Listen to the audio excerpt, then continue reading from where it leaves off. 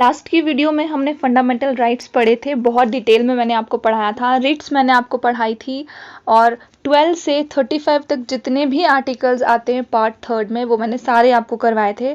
इस वीडियो में मैं आपको 40 क्वेश्चंस करवाऊंगी। आज तक हम 30 क्वेश्चंस करते थे, बट क्योंकि ये बहुत इंपॉर्टेंट टॉपिक है तो इस पर मैं 40 क्वेश्चंस करवाऊंगी। साथ साथ में आपने आंसर्स देने हैं कमेंट सेक्शन में। मेरा नाम है Sheetal Rajput. Welcome to JK exam cracker. पहला क्वेश्चन हमारे पास है, Which of the following is given the power to enforce the fundamental rights by the Constitution? और ये बिहार पीसीएस में 2005 में पूछा जा चुका है। मैंने वही क्वेश्चंस उठाए हैं जो बाकी पीसीएस में या यूपीएससी में पूछे गए क्वेश्चंस हैं। तो किसके पास ये पावर होती है कि फंडामेंटल राइट्स को वो एनफोर्स कर सके? इसका मतलब है कि जब आपके राइट्स वायलेट हो रहे हैं तो उनको री एनफोर्समेंट कौन कर पाएगा? जितने भी कोर्ट्स हैं इंडिया में, क्या वो कर पाएंगे? द पार्लियामेंट वो कर पाएगा, द प्रेसिडेंट वो कर पाएंगे, या फिर supreme court and high court? तो कमेंट सेक्शन में आंसर बताओ, पहले क्वेश्चन का आंसर क्या है? इसका जो सही आंसर है वो है D, the supreme court under article 32 and the high court under article 226 के पास ये पावर होती है कि वो फंडामेंटल राइट्स को एनफोर्स कर सकते हैं। सभी कोर्ट्स के पास नहीं होती। सभी कोर्ट्स में लोअर कोर्ट्स भी आ जाएंगे, उनके पास ये पावर नहीं है। पार्लियामेंट के पास पावर नहीं है। पार्लियामेंट सिर्फ कॉन्स्टिट्यूशनल अमेंडमेंट कर सकता है, and that too without changing the basic structure of the constitution. और प्रेसिडेंट के पास भी ये पावर नहीं होती है। इसका जो आंसर होगा वो होगा डी। सेकेंड क्वेश्चन हमारे पास है, फंडामेंटल राइट्स आर, इनमें से फंडामेंटल राइट्स क्या है? और ये मध्य प्रदेश पीसीएस में 2013 में पूछा गया क्वेश्चन है। जस्टिशिएबल है, नॉन जस्टिशिएबल है, फ्लेक्सिबल है या रिजिड है? तो हमारे जो फंडामेंटल राइट्स हैं वो जस्टिशिएबल है। इसका मतलब है अगर इनको कोई वायलेट करता है तो अंडर आर्टिकल 32 कोर्ट जो है supreme court and high court, under article 32 supreme court and under article 226 high court इसको एनफोर्स कर सकता है। मतलब कि हमें जस्टिस मिलेगा इन केस अगर वो वायलेट हो रहे हैं। तो इसका जो आंसर है वो है ए। क्वेश्चन नंबर 3 है हमारे पास, इनमें से कौन सी स्टेटमेंट बिल्कुल करेक्ट है? The Nehru report 1928 had advocated the inclusion of fundamental rights in the Constitution of India. ये यूपी पीसीएस में पूछा गया सवाल है 2009 में।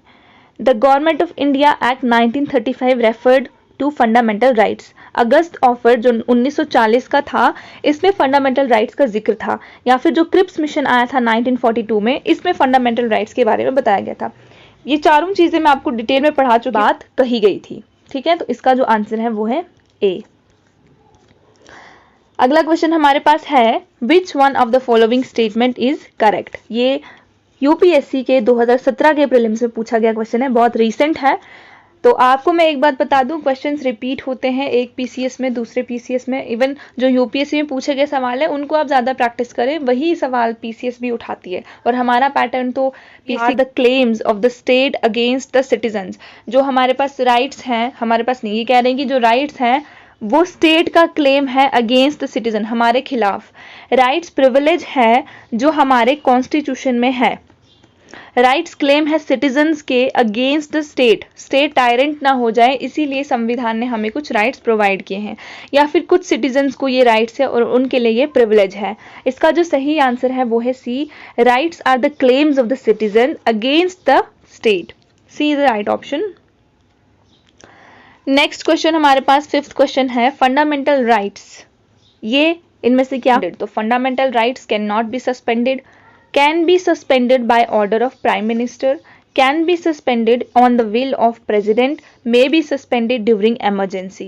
इसका सही आंसर क्या है? अभी लास्ट वीडियो मैंने बड़े डिटेल में आपको पढ़ाया था कि जो 20 एंड 21 आर्टिकल हैं वो कभी भी सस्पेंड नहीं होते हैं। इसके अलावा सभी राइट्स को सस्पेंड कर सकते हैं ड्यूरिंग एमरजेंसी। तो इसका जो सही आंसर है वो है during emergency. D is the right answer. In the context of India, ये हमारा 6th क्वेश्चन है, which one of the following is the correct relationship between rights and citizen? तो अगेन ये प्रीलिम्स 2017 का राइट्स और ड्यूटीज का correct relationship हमने बताना है। तो इसका क्या बताया उन्होंने? राइट्स आर को रिलेटिव विद ड्यूटीज। राइट्स जो है को रिलेशन में है ड्यूटीज़ के साथ, फंडामेंटल ड्यूटीज़ के साथ। राइट्स जो है वो पर्सनल है और इंडिपेंडेंट है of society and duties. Rights ना कि ड्यूटीज़ इंपॉर्टेंट है for the advancement of the personality of the citizen. Duties not rights are important for the stability of the state. तो इसका सही आंसर क्या होगा? इसका जो सही आंसर है वो है ए, राइट्स आर को रिलेटिव विद ड्यूटीज़। हम अपने राइट्स को एंजॉय करते हैं, साथ साथ में हमें ये भी ध्यान रखना है कि हमारी फंडामेंटल ड्यूटीज़ क्या हैं। आप मुझे कमेंट सेक्शन में फंडामेंटल ड्यूटीज़ के बारे में बताओ, कौन से पार्ट में और कौन से आर्टिकल में आती है और कितनी फंडामेंटल ड्यूटी है। 7th क्वेश्चन हमारे पास है, under which article of the constitution of India fundamental rights have been provided to citizens. तो बिहार पीसीएस में 2000 में पूछा गया सवाल है। इनमें से आर्टिकल्स बताने हैं कौन से आर्टिकल में फंडामेंटल राइट्स का मेंशन है। तो इसका जो सही आंसर है वो है 12 से 35। तो मैंने आपको डिटेल में पढ़ाया है आर्टिकल 12 क्या कहता है, आर्टिकल 13 क्या कहता है, फिर 14 से 32 तक तो फंडामेंटल राइट्स के ही बारे में बताया जो आपके पास हैं, जो हम सबके पास हैं। देन 33, 34 और 35 इनके बारे में भी आपको मैंने डिटेल में पढ़ाया है। इन केस आप दोबारा से इनको देखना चाहते हो, आपको रिट्स अगर पढ़नी है तो आप डायरेक्टली सर्च कर सकते हैं रिट्स बाय शीतल मैम या types of writs in the constitution by Sheetal ma'am. आपको वहां पर डिटेल में रिट्स के बारे में पता लग जाएगा।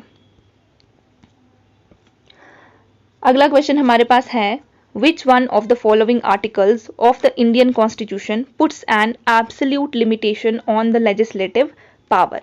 इनमें से कौन सा आर्टिकल भारत के कॉन्स्टिट्यूशन का जो लेजिस्लेटिव पावर है उसकी एब्सोल्यूट उसकी जो पावर्स हैं उस पर एब्सोल्यूट लिमिटेशन लगाता है? तो ये यूपी पीसीएस 1999 का सवाल है। आर्टिकल 14, 15, 16, 17। इसका जो सही आंसर है वो है ए, आर्टिकल 14। आर्टिकल 14 क्या कहता है? Right to equality.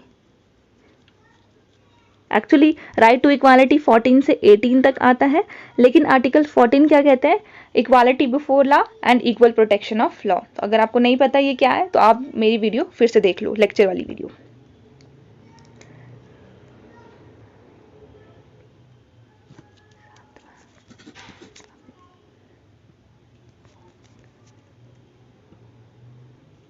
चलिए 9th क्वेश्चन हमारे पास है, under which article of the constitution reservations in admission to educational institutions including private और unaided to OBC, ST, SC is made. और ये उत्तराखंड 2012 के प्रीलिम्स में पूछा गया क्वेश्चन है। इनमें से कौन सा आर्टिकल है संविधान को जो रिजर्वेशंस प्रोवाइड करता है इनको एजुकेशनल इंस्टीट्यूशंस में, या तो वो प्राइवेट है या फिर अनएडेड हो, कोई भी हो। तो इसका आंसर क्या होगा? Article 15(4), article 15 clause 5, article 16 clause 4, article 16 clause 5। इसका जो सही आंसर है वो है आर्टिकल 15 क्लॉज 4। ठीक है, यह है ए इसका सही आंसर। 10th क्वेश्चन हमारे पास है, आर्टिकल 30 जो हमारे फंडामेंटल राइट्स में मेंशन्ड है उसका क्या ऑब्जेक्टिव है? The main object of Article 13 of the Indian Constitution is to secure the paramountcy of the Constitution regarding, मतलब कि कॉन्स्टिट्यूशन की जो पैरामाउंटेसी है, इसकी जो सुप्रीम पावर है वो सिक्योर करता है। लेकिन कौन सा है इनमें से? Directive principle of state policy है, फंडामेंटल राइट्स है, फंडामेंटल ड्यूटीज है, या ऑल ऑफ द अबव है? तो मैंने स्टार्टिंग में इसका आंसर दे दिया कि ये फंडामेंटल राइट्स में आता है, क्योंकि 12 से जो 35 तक आर्टिकल हैं वो फंडामेंटल राइट्स पार्ट 3 में इंक्लूडेड है। इसका जो सही आंसर है वो है बी। 10th क्वेश्चन का सही आंसर है बी। अब हमारे पास है 11th question, which of the following enabled the supreme court of India to deduce a fundamental right to equal pay for equal work. तो equal pay for equal work इनमें से कौन से फंडामेंटल राइट में बताया था सुप्रीम कोर्ट ने? The word socialist used in the preamble to the constitution, जो सोशलिस्ट वर्ड है उसमें बताया था। A read with Article 14 of the Constitution, A read with Article 16 of the Constitution, A, B and C all read together। ये सभी सही हैं। इसका जो सही आंसर है वो है डी। ए, बी और सी ये सभी बिल्कुल सही हैं, क्योंकि सोशलिस्ट का मतलब होता है, सोशलिस्ट सोसाइटी का मतलब होता है एक वेलफेयर सोसाइटी जो लोगों के भले के लिए काम करती है। तो उसमें equal pay and equal work का जिक्र है, हमारी फंडामेंटल ड्यूटीज़ में भी है और फंडामेंटल राइट्स में भी है। देन इन्होंने कहा कि आर्टिकल 14 में yes equality before law, equal protection of law. फिर आर्टिकल 16 में भी इसका जिक्र है एम्प्लॉयमेंट ऑफ अपॉर्चुनिटी, जहाँ पर हम बोलते हैं। तो ए, बी और सी तीनों ही इसके सही आंसर्स हैं। तो इसका जो आंसर है वो है डी। 12th क्वेश्चन हमारे पास है which one of the following is not included in the fundamental right to equality as enshrined in the Indian constitution. इनमें से कौन सी इक्वालिटी का मेंशन नहीं है इंडियन कॉन्स्टिट्यूशन में? ये यूपी में पूछा गया है, यूपी पीसीएससी में 2008 का सवाल है। Equality before law, social equality, equal opportunity या इकोनॉमिक इक्वालिटी। इसका जो सही आंसर है वो है डी। इकोनॉमिक इक्वालिटी का जिक्र नहीं है। इक्वालिटी बिफोर लॉ है, yes of course. Social equality है, yes of course. Equal opportunity है, यस ऑफ कोर्स। बट ये जो इक्वालिटी, इकोनॉमिक इक्वालिटी है, इसका जिक्र नहीं है। क्वेश्चन नंबर 13 है which article of the Indian constitution eradicates untouchability and prohibits its practice in any form. तो अनटचेबिलिटी जो मैंने आपको पढ़ाया था आर्टिकल्स में, राइट टू इक्वालिटी के आर्टिकल में, तो इतना मैं आपको बता दूंगी 14 से 18 के बीच में आता है ये राइट टू इक्वालिटी, जो हमारा इसकी हेडिंग होती है। तो ये पूछा गया है यूपी पीसीएस में और एमपी पीसीएस में, मध्य प्रदेश और उत्तर प्रदेश। तो इसका क्या आंसर होगा? Article 16, article 17, article 18, article 15। Articles आपको याद करने ऑटोमेटिकली हो जाएंगे जैसे जैसे आप बार बार इसको रिवाइज करोगे, याद करने की जरूरत भी नहीं पड़ेगी। इसका जो सही आंसर है वो है आर्टिकल 17। आर्टिकल 17 कहता है प्रोहिबिशन ऑफ अनटचेबिलिटी, एंड फिर आर्टिकल 18 कहता है एबॉलिशन ऑफ टाइटल्स। ठीक है, चलिए।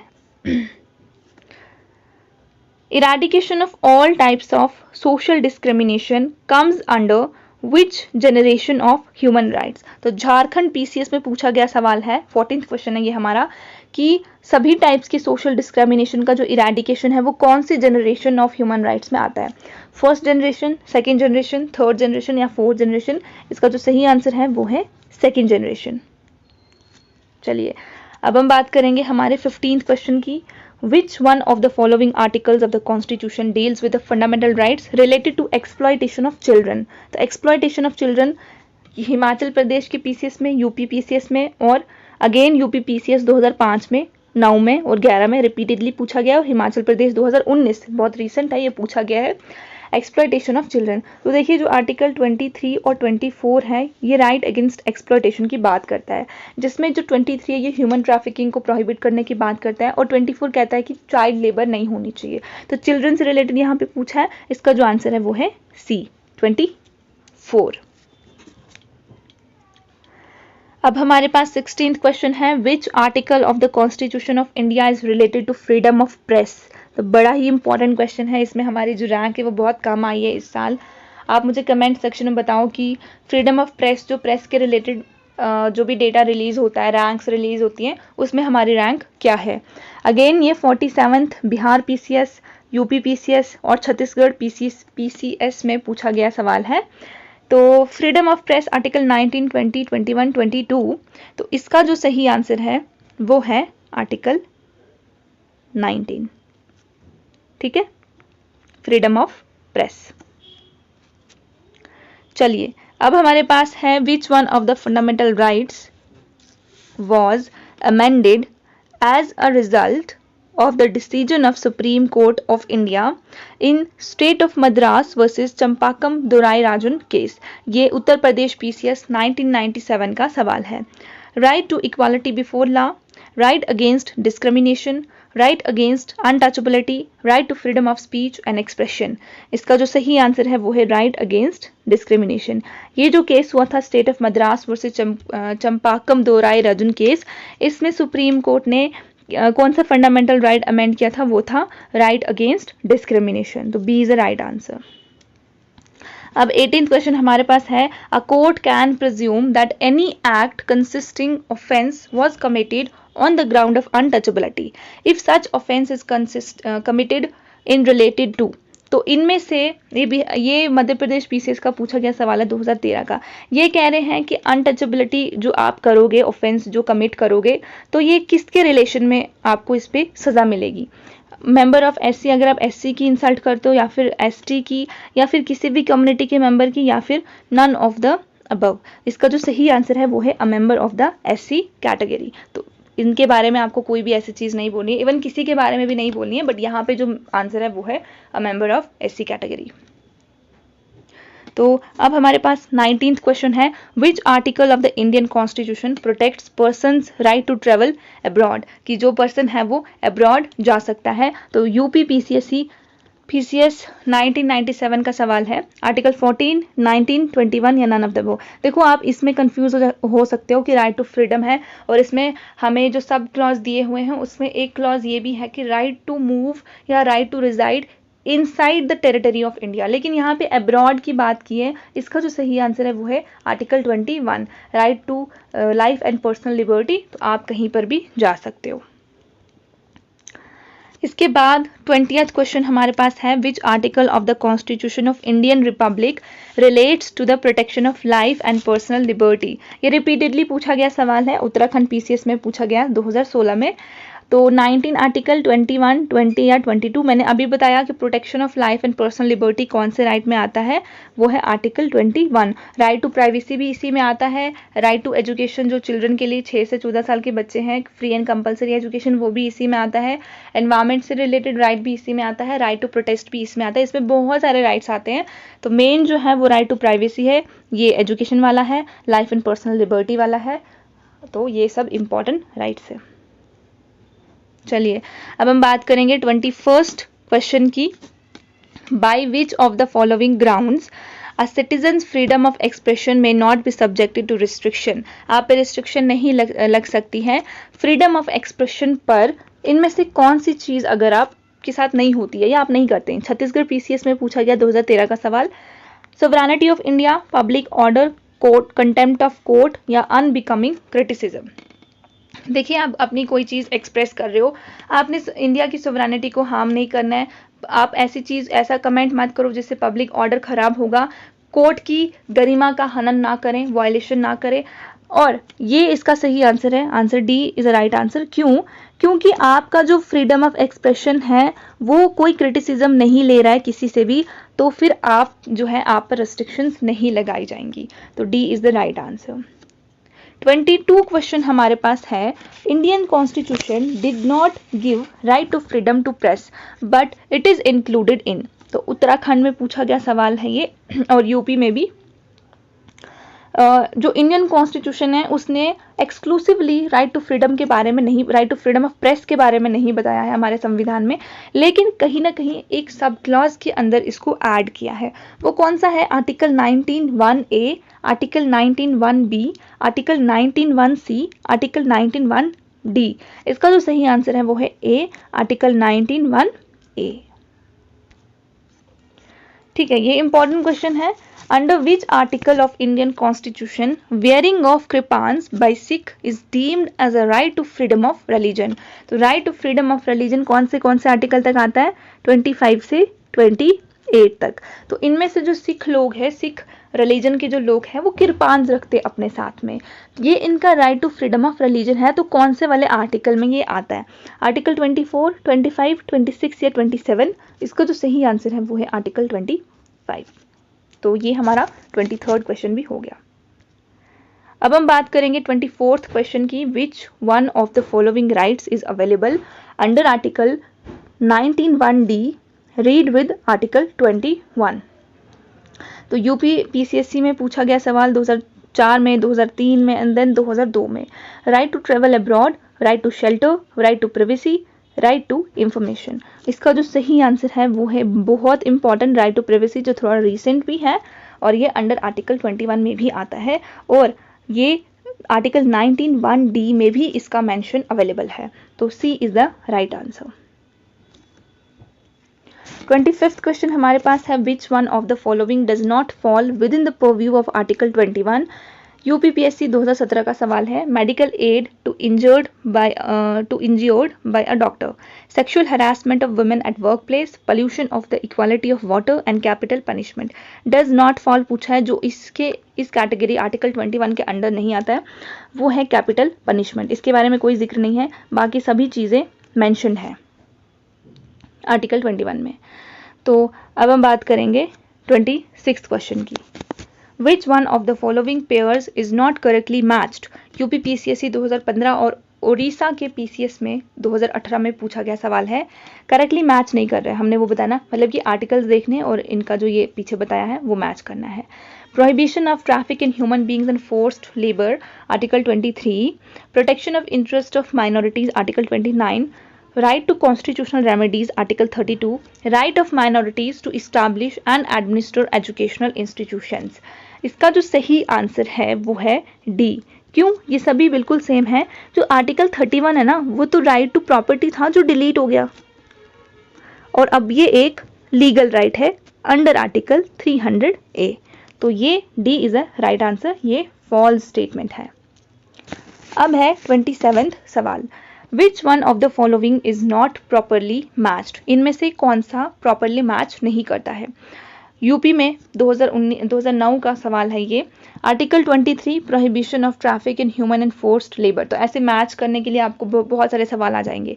तो आर्टिकल 23 कहता है, ये हमने अभी भी देखा कि ट्रैफिकिंग, ह्यूमन ट्रैफिकिंग नहीं होना चाहिए, फोर्स्ड लेबर नहीं होना चाहिए। 24 कहता है कि एम्प्लॉयमेंट ऑफ चिल्ड्रन फैक्ट्रीज में नहीं होना चाहिए।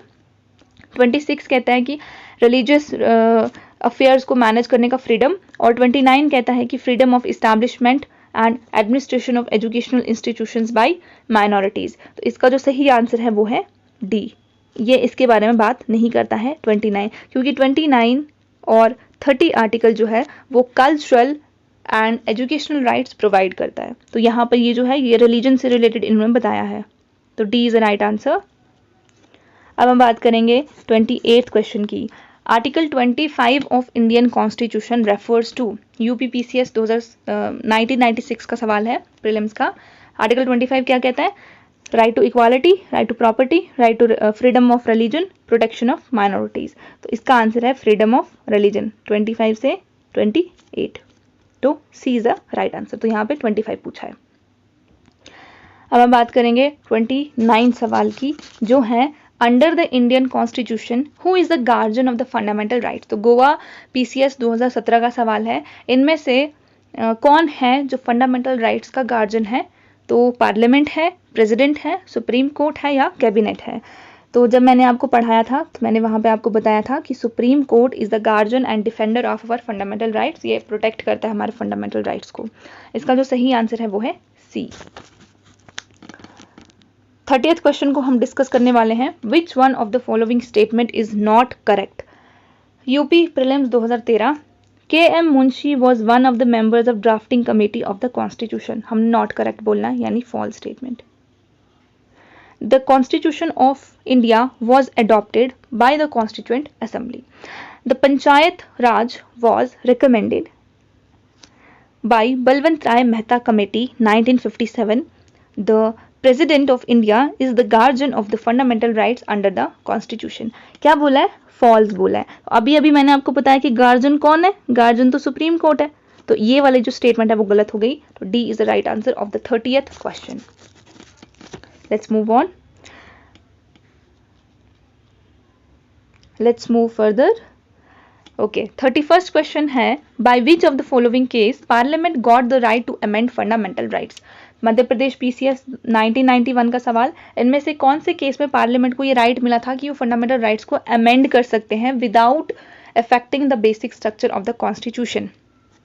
Keshavananda Bharati case, Raj Narayan versus Indira Gandhi case, Golaknath case, Sajjan Singh case. इसका जो सही आंसर है, बहुत बार रिपीटेडली मैं आपको पढ़ा चुकी हूँ, केशवानंद भारती केस 1973 के टाइम पे इंदिरा गांधी प्राइम मिनिस्टर थी हमारे भारत की। ये सवाल मैंने आपको एक वीडियो में पूछा था।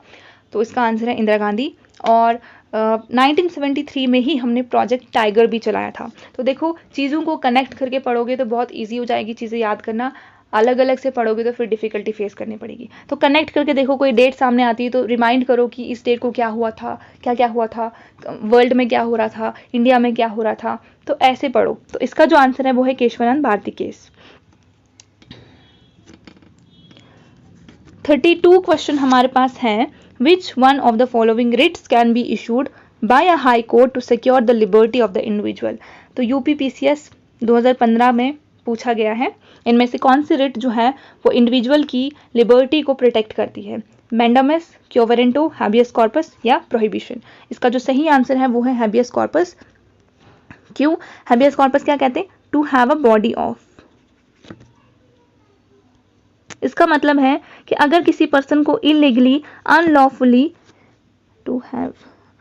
अगर किसी पर्सन को इलीगली या अनलॉफुली डिटेन करके रखा है तो उसको कोर्ट के सामने प्रेजेंट करना ही पड़ेगा। ये आपकी लिबर्टी को सिक्योर कर रहे हैं, ठीक है। फिर मैंडामस है जिसका मतलब होता है वी कमांड, फिर प्रोहिबिशन है जिसका मतलब होता है टू फॉरबिड या to stop, and quo warranto का मतलब होता है अंडर व्हाट अथॉरिटी, ठीक है। चलिए अब हमारे पास है 33 questions. Which one of the following rights was described by B R. Ambedkar as a heart and soul of constitution. ये तो बहुत जगह पूछा गया है, हर पीसीएस में 1-2 बार तो पूछा जा चुका है, इवन जेकेपीएससी में भी पूछा जा चुका है। यूपी पीसीएस 2010 में, देन 2004 में, देन यूपीएससी में 2002 में। Right to freedom of religion, right to property, right to equality, right to constitutional remedies. तो article 32 which is right to constitutional remedies को बी.आर. अम्बेडकर ने heart and soul of the Indian constitution कहा था। 34th question हमारे पास है by which of the following rights to property has been omitted. तो कौन से इसमें से अमेंडमेंट ने डिलीट किया राइट टू प्रॉपर्टी और फिर लीगल राइट बना दिया? 40th अमेंडमेंट, 42nd, 44th या 46? इसका जो सही आंसर है वो है 44th constitutional amendment act of 1978। इसमें प्रॉपर्टी को, राइट टू प्रॉपर्टी जो आर्टिकल 31 के अंदर आती थी फंडामेंटल राइट्स में, उसको ओमिट करके देन लीगल राइट बना दिया under article 300 A and part 12, ठीक है। चलिए अब है हमारे पास the constitution of India recognise. तो ये यूपीएससी 1999 का सवाल है। इनमें से कौन सी माइनॉरिटीज़ को रिकॉग्नाइज किया जाता है? एक यूपीएससी का एक और बार एग्जाम हुआ था, आई थिंक 2017 या 18 में हुआ था, वहाँ पे ये सवाल पूछा गया था और शायद मेरा गलत हो गया था वहाँ पर, तो उसके बाद मैं कभी नहीं भूली इस सवाल को। तो सिर्फ रिलीजियस माइनॉरिटीज़ का जिक्र है हमारे संविधान में, सिर्फ लिंग्विस्टिक माइनॉरिटीज़ का है, रिलीजियस और लिंग्विस्टिक दोनों का है, या फिर रिलीजियस, लिंग्विस्टिक और एथनिक तीनों का है? इसका जो सही आंसर है वो है रिलीजियस और लिंग्विस्टिक, एथनिक माइनॉरिटीज़ का जिक्र नहीं है, ये आपको याद रखना है। तो 35th क्वेश्चन का आंसर है सी। 36th क्वेश्चन हमारे पास है which one of the following rights can not be suspended or restricted even during national emergency. तो अभी पीछे मैंने आपको बताया था कौन कौन से राइट थे, वो थे 20 एंड 21, ठीक है। तो एक हो गया हमारे पास, तो यहाँ पर एक ही बताया, right to life and personal liberty, तो ये है आर्टिकल 21। तो यहाँ पर जो इसका आंसर होगा वो होगा ये। तो अगर यहाँ पे ये वाला भी होता तो हम इसको भी करते, बट 21 मेंशन है तो 21 इज द राइट आंसर। तो 36th क्वेश्चन का जो आंसर है वो है B. 37th question, third last question हमारे पास, which one of the following is a human right as well as a fundamental right under the constitution of India. तो repeatedly Bihar PCS में पूछा गया सवाल, इनमें से कौन सा फंडामेंटल राइट, ह्यूमन राइट भी है हमारे संविधान के अंदर?